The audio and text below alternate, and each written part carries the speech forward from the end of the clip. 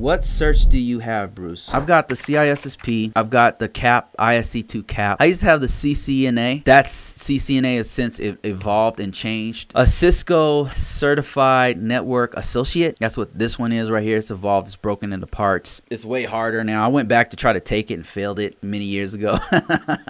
I had a Network Plus. I had a bunch of CompTIA ones because I was teaching that at one time. I love CompTIA certifications because they do a really good job of breaking down what you need to know, like the common body of knowledge. They're really good at that. I like these certifications. They're really good for entry-level type positions. And when you're first getting in, they're really good. And some of them are kind of hard, actually. CASP is pretty hard from what I've heard. I've never taken that one. Security Plus is not the easiest. A Plus is actually pretty hard. That was the first certification I ever took, so it was really hard at the time. These are not easy certifications. I mean, I'm sure Network Plus wasn't hard at all. I mean, that was actually pretty easy, but that was after I took the CCNA. I've got Security Plus. I took 2 different versions of Security Plus. I took the Network Plus many years ago before it expired. I got the A Plus certification before they broke it into parts. I used to take certifications because I would teach certifications. I got ArcSight certification. The only ones that I really use on a regular basis is CISSP and the CAP, ISC2 CAP, which is it's basically based off of the NIST 837 and FIPS. Those are the ones I use. I've got a ton of certs, but the ones I use on a regular basis, those are the ones, you know. The ones I've been wanting to get, I've been flirting with, is probably the ISACA ones, the CISA, the CRISC, and the CEH. Those are the ones I've been thinking about getting. But remember, it's not about certifications, right? One thing I learned is it's really about